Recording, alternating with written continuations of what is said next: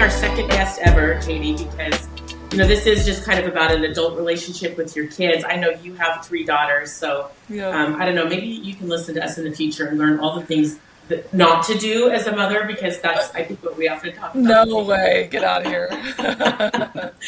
But we're so excited. Head coach of Penn State Volleyball, Katie Schumacher-Cawley, and you are making history. We wanted to do a special Women's History Month special because you've made history all along your career. You're coming off the first national championship, Division I volleyball championship, the first woman to do it. All the great women who have coached in volleyball, that kind of blows my mind. Mary Wise, who just retired. We've had so many great women, but you were the first to do it. How have you had a chance to kind of process that? Yeah, I never really thought of it as, being the first woman. I know there are a lot of people talking about that once the Final Four started. And, I like to win, and I like Penn State winning. And, for me, it was more of having this team experience, winning a national championship. And, I guess being the first woman is pretty special in its own way. And I'm grateful for all the ones that came before me and that kind of, set the tone for women to be in coaching. And I still think we can have some more. Yeah, we definitely need more. I feel stupid to even ask you that question because I always hate it when people ask me about being a female reporter or is it covering, like when people kind of gender identify me, I really hate that. And you hit that. You're like, I'm just competitive. I just like to win, and I want Penn State to win. How have you kind of approached being a head coach and not thinking about it like letting your gender be the leading thing?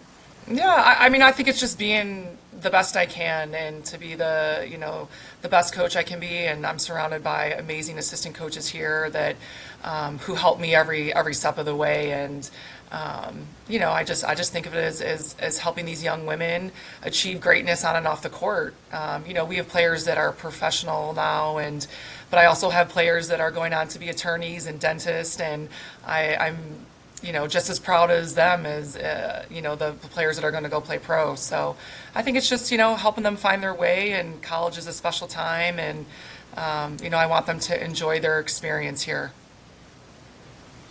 Speaking about like your players and this past season especially, I know there was a big, monkey wrench thrown into it, obviously, with getting diagnosed with cancer. And I was wondering, how did you fold that into your game plan to continue winning and kind of being that leader that you obviously are?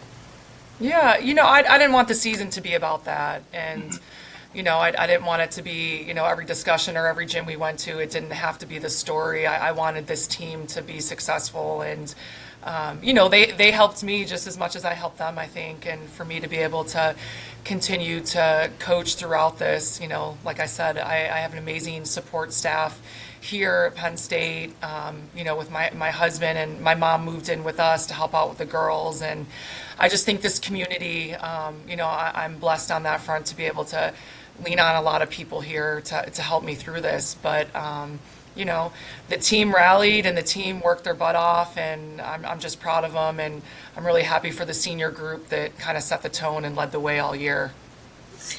I know you didn't want, you having cancer to be the dialogue for your team and for your season, but privately, kind of away from your team, how were you handling everything? Because I know when I was going through it, people thought I was crazy to keep working. I kept working with a PICC line in. I kept working with, tubes coming out of my body. And it was hard for me to explain to people, like, I have to keep working or I'm not going to be okay mentally. Like, how did you kind of process that? Yeah, I mean, for me, it was, there was no question of me not being able to still coach. I'm not one to like sit around and lay around, and so I need to keep moving. And so for me to be able to come to practice every day, to be in the office, to be around my players, and rec hall our building just around all of these other coaches, it was something I needed. So selfishly for me, it was I needed that, and they made it easier for me to keep going forward. And so yeah, that was. I didn't like missing at all. I missed a few practices because of treatment, but outside of that, I was here. And sure, there are days I was tired and whatnot, but I think just being able to be around the team really helped me. You've got, oh, sorry, go ahead, Mac. Oh, no. I just know from experience with my mom, it can be a lot of stress, especially on your family and everything. And I was wondering, what was your kind of reaction to, like, I mean, it's obviously you have a lot of help and everything like that, but dealing with it and having those conversations with your children. Yeah, I think that for me was the hardest part. They're 14, 13, and 10, so old enough to know what's going on, but still not real sure. So, I think they took it hard, but just being able to see me the whole way through it, they knew I would be okay. And like I said, with my mom and my husband Mike, just to be able to constantly be there and pick up all the little stuff that needs to be done with them. And I think that they understand, and they now are just, I think, grateful. And they came to my last treatment, so they actually got to see how that works. And I know they're grateful for the nurses and how friendly the doctors and everyone are. And so I think it's just part of their life and understanding. And hopefully they can help one of their friends at some point, that if they have a parent going through this, it's maybe a little easier to talk about. That's so interesting, because I remember when I was going through it, my son seemed like he was super strong and just was like, okay, we got this. And he'd play cute music for me. He'd drive me to all my chemo appointments and play fun music. And we would kind of make it a thing. And like, it's this fun parent-son date. But I think later I found out he was struggling. So I don't know, Mac, if you would share, like, how do you feel like kind of you got through it, or some advice that you could give to other kids whose parents are going through it? I mean, it's very dependent on the person, but you just need to actually talk through it with your actual parent.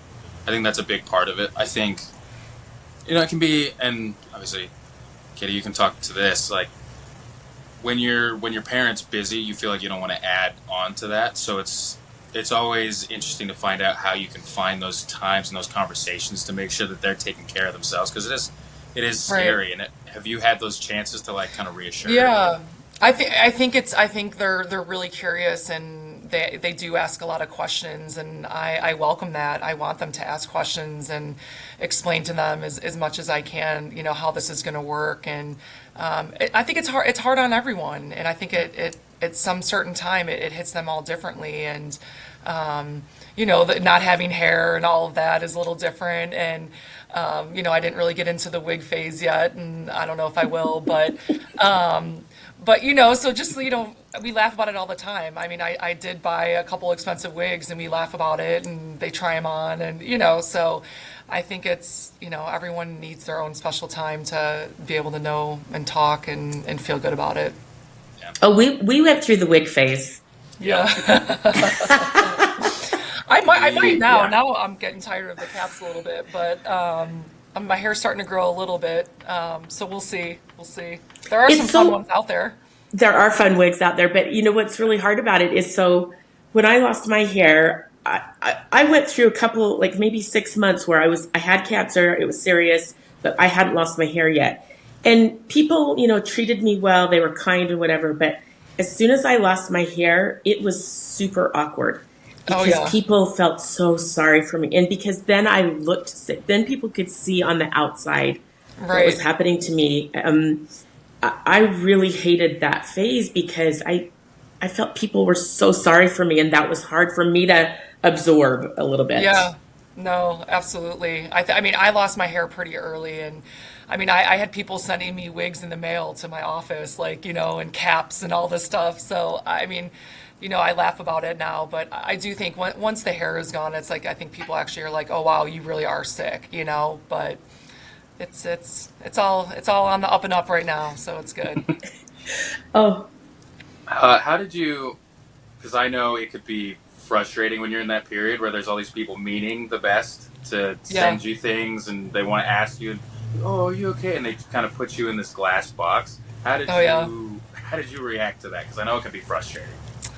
Yeah, I think it was tough, but it made me realize that how many sick people there are out there. I mean, everyone has a story. Like, everyone has a family member, friends, whoever it is that goes through this at some point in their life. And so I think it's just the stories, and maybe that made people feel better, being able to tell me about their friend or spouse or someone that was sick. But yeah, I just realized there's been a lot of sick people in this world, and I enjoyed the stories, and some of the gifts were funny that were sent to the office, and we would joke about it with the staff, and but yeah, I mean, I tried to help as much as I could, and just being a good listener, and the best I can. So. I had a girlfriend send me a book, How Not to Die. And we Oh have my God. laughed about that so hard. Like, she's like, what was I thinking? Like, I just wanted to send you something, and it's like recipes and healthy food and stuff like that. But we've laughed. I do want to say this. You brought something up that really triggered me. I mean this with the absolute most love and respect. When you go up to someone, this is for our listeners, and talk to someone who has cancer, do not tell them the story about how your loved one died. Yeah. Oh How yeah. many people have told you, like, oh, my mother had this and da-da-da, and I'm like, oh, how's she doing? And they'd say, like, well, she passed away. And I'm like, I want to be so loving and supportive to you in this moment, but do you understand you're terrifying me right now with this story? Oh yeah. I had a So few of those for sure. yeah, so please stop telling those stories, people. Even though we know you mean it in love and respect, please don't tell us your scary cancer stories when we have cancer. Okay, I want to jump back quickly because, you have been this incredible athlete and driven person your whole life. You were a two-sport athlete at Mother Macaulay High School in Chicago, which tons of great athletes that you were good enough to compete both ways, basketball, volleyball. And then you're a two-time All-American at Penn State, a national champion volleyball player. How do you think being so strong athletically and competitive has driven you as a coach and in your battle for for your life, really? Yeah, I mean, it's like an everyday thing for me, right? Like you grow up and I have to be active. Now I'm not really doing a lot besides walking, but I think just being able to be active and to do things and to have that competitive mindset that everything's going to be okay. And obviously, I'm in great hands, and thanks to all the people that went before me that have had this, that have advanced the medicine. Like I'm so grateful for that, because I know it's probably different from when you went through it, Holly, and I'm grateful for those people that have done that, because they've made it a little bit easier for me. But yeah, I'm competitive, and I think it's in everything I do, and but just being able to be with a group of young women, I think that's what's really like pushed me to want to be better and to be okay. I was wondering, and Mom, you can answer this too, but getting a cancer diagnosis is a real kick in the ass in terms of finding out a lot about who you are in those, because it's a dark moment. Yeah. What was something that surprised you to learn about yourself in those moments? Gosh. That's a great Well, question.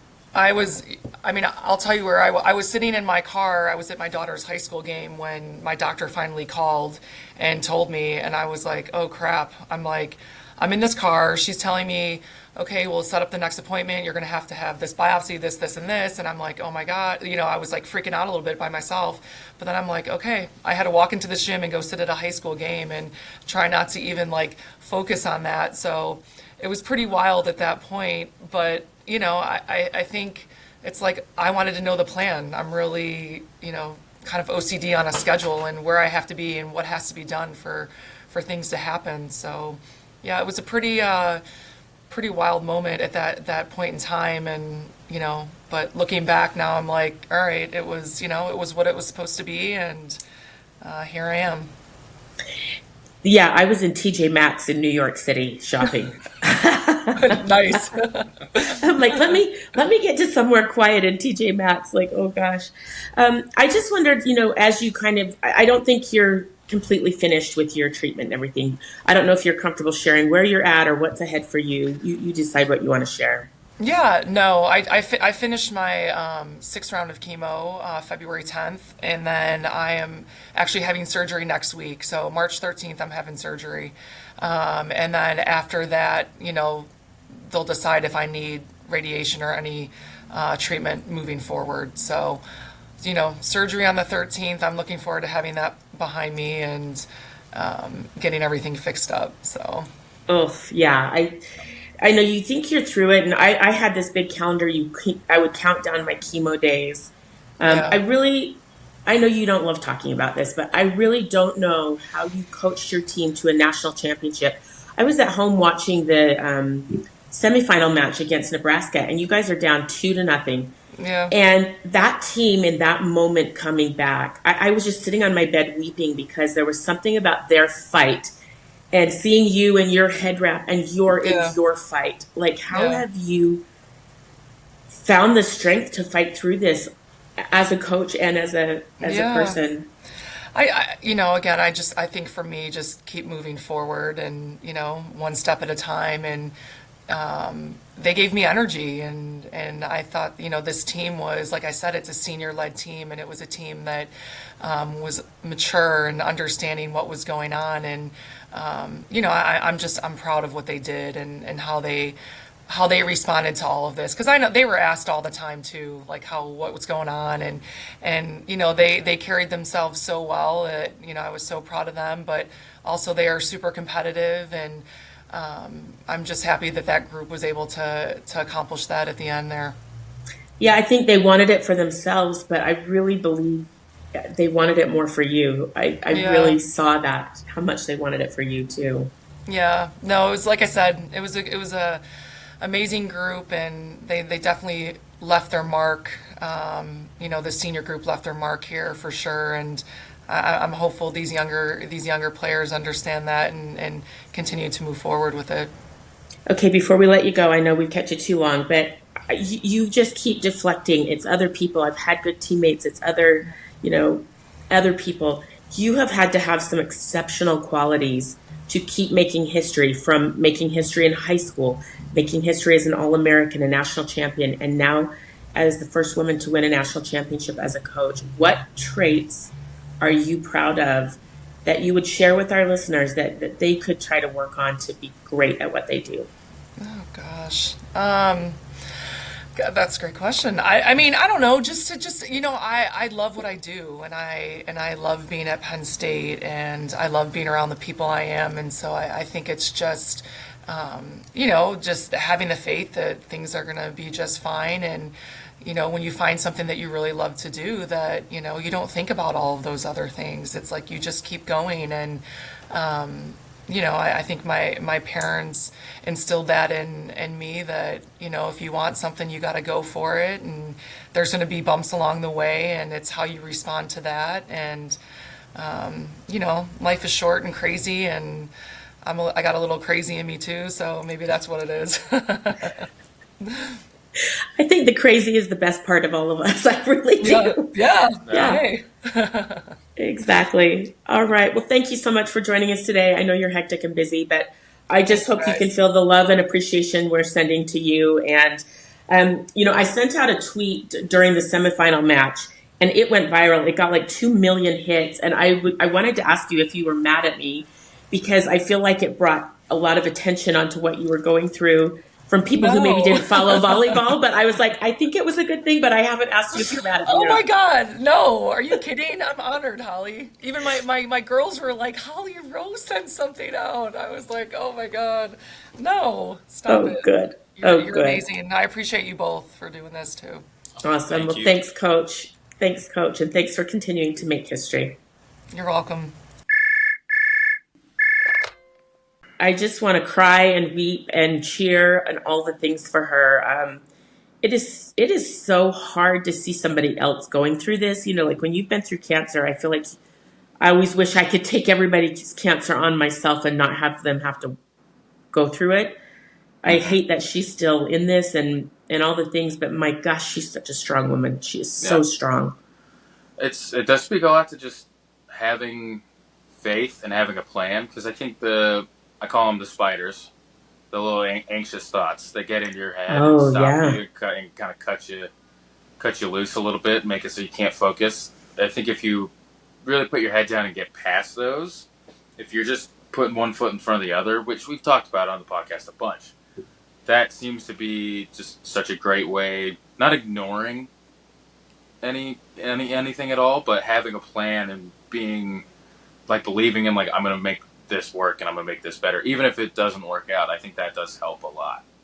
Yeah, I love what Coach said is like she gets the diagnosis, so she's like, I need a plan. I need to know the schedule. I need to know the steps because it's kind of like I can't control what's happening in my body and to my body right now, but I can control how I'm attacking it, how this is going to look. I can be mentally strong. I love that she needs to know those steps too. And the only thing that was making me mad, she was totally downplaying what a kick-ass athlete she is. I'm telling you, McKylan, I did her volleyball matches. She is a big, strong, like her whip, her attack. Like she was one of the best volleyball players I've ever seen. And then when she was done with her volleyball eligibility, she went and played college basketball. And they got to the Sweet 16. So just like she has been just an incredible athlete and driven person for me to cover. I wish she would have like lauded herself more, but that's very awkward and unnatural to do. Like, Molly, I was just so amazing. That's why she's a good athlete. She's not just like, I'm the best. I think that helps. She knows on the inside probably. Yeah. Yeah. But she was the best. She was really incredible. And then the other thing is she took over, I think, one thing we didn't really get into, but so she took over for a legend. Russ Rose is an absolute legend in volleyball. And he's someone that I've been very close to for many years. And just like I go to his practices, I would just try to soak up information from him. And he was at Penn State a long time when Joe Paterno was there. And, they were contemporaries. We would talk about Coach Paterno and, his lessons of life and stuff like that too. But so she has to take over for this living legend. Yeah. Like, think of the pressure. That's a lot of pressure, but then she did also happen to do a little better than him because it's their first national championship in 15 years or something like that? So yeah, I think since, She I think take over for a legend, Micah Barton was the last one. Yeah, to take over. Yeah, I think I actually did. Yeah. Okay. Yep. I'm sorry, I'm interrupting you. Stop. I'm stopping. Stop. Go. Just to take over for, leave that in, Robbie. To take over for a legend and then in 3 seasons win a national championship and have 2 great seasons before that. Like they've been trending upwards. I was looking through it. It was one of my questions actually. Like they just kept getting better. So that is such an impressive, like to not only have to take over from a legend and then to be great 3 times in a row and one of those times being the greatest. That's a pretty, while you have cancer, crazy thing to do. It is crazy. That is crazy. She's really good, and yeah, throw in doing that. So she announced her diagnosis in October. So to do this season, while the fear and anxiety and treatment and not feeling well, I think sometimes when you have cancer, you just try to make it seem like it's okay because you don't want to scare other people and you don't want your family to be scared. But I absolutely know she's been through hell because chemo's not fun. You feel awful. She's just finished her 6th round, she said. So, and I'm just sending her so much love and her family because, man, what she's doing, she's downplaying it, but my gosh, incredible. Kicking ass. What else do you want to talk about today, sweetheart? My biggest note for today was I was very thankful. So I went and shot. It wasn't anything interesting, but it was kind of like a short film for a company out in North Carolina. But I was thinking back to I am very grateful for the amount of support that you give me. I feel very supported between you and even Tiffany was calling me and texting me every day, and then you were calling me after every shoot, and I was very happy that I have a nice little support system, especially when acting is always this weird thing, and so you'll be on set, and it was a lot of technical jargon, and you'll kind of get in your head and get mad at yourself while you're doing it. And so it was always good I could have sat in silence in my car afterwards, and instead I had family come reaching out and calling me, which was super, super helpful. Oh, good. You were a working actor this week. How great does that feel? I know your field is challenging. How did that feel? That felt good. I'm just ready to do it more. We need to just send this podcast to Steven Spielberg. He's shooting a movie by my house, and just be like, he could be in it. He's shooting a movie by your house. What's the movie? Do you know? He's shooting it in Jersey. It's a UFO movie. I'm a big UFO movie guy. Oh. I love alien stuff. but it's fun. I'm excited. Maybe it reminded me how much I love acting. And why, yeah, like you've been obsessed with this since you were a kid. Like you have been on this path your whole life. Yeah, it's a very So selfish pursuit, to be honest, but because I've just wanted it since I was a kid. But it's it's not. I not don't. selfish, honey. I don't think that's selfish at all. I think it's like you find what makes you happy and you Yeah. chase it. That's all I've ever wanted for you. And I think parents can relate to this, somebody listening, of whatever. I made a decision a long time ago because I'm one of those people that have never worked a day in my life, that I'm so passionate about what I do. Mhm. It has been a joy and a blessing to me. I want that exact same feeling for you, like whatever that takes. Yeah. It has been. That's been a nice thing because I spend a little bit of time not being around people in that many people in the field of acting. Um, but then I realized between you, between Tiffany, between Stewie, like these people that I spend a lot, and Marta, spending a lot of time with these people, seeing what just doing something that you love and actually care about doing is so rewarding. Like, and it like seeing people doing that is so helpful to be like, not necessarily selfish, but being like to understand that yes, it's okay. I want to do a thing, and it's good to love wanting to do a thing. If And that what makes is sense. required, exactly, like what Yeah. is required to chase that. Like you see the hard times, the dark times, the Yeah. challenging times, Yeah. but everybody just thinks you just show up and are an actor. Everybody thinks you just show up and are good at basketball or Mm. volleyball, like Coach Schumacher-Cawley, or for me, like, oh, I just want to be on ESPN. And nobody sees all the really hard hours and hard work and long days and lonely times. Like it can be lonely chasing greatness. So I love Mm. that you still want to do that. That's a satisfying thing for a parent to hear, I think. Yeah. Well, and I was very inspired by. I mean, who wasn't? But Timothy Chalamet made a speech. I think it was at the SAG Awards, Oh, I and I wept. loved it. Yes. It was very, and people on X or Twitter, whatever, who cares? Elon sue me. But the athlete coded nature, I really related to that because in my head I feel like I still have those pieces of playing sports where you just want to be really good at something and you want to be acknowledged for being good at something. And I think with especially when it's an artistic pursuit, it's kind of tough to express that, especially to your peers, because it can be weird to be like, I want to be the greatest actor, because it's very subjective. But to be really good at something, I think it really reinvigorated that kind of feeling of like, oh yeah, I want to be really good at acting, and I want to be in movies that I really like, and not Mm. so worried about all of the other stuff, and also to inspire people. I mean, movies are kind of, it feels like movies are going away. So like, I know there's a sect of people in the world that I think need them, and so I No, want them. we need movies. We need entertainment. We need inspirational Yeah, stories. Yeah, the thing I loved about his speech is he was very vulnerable. He's in a room of his peers. He's in a room of people who have done more and been better than he is. And he's willing to get up there and he said, you see this moment, but this was 5 years of my life making this mm, movie.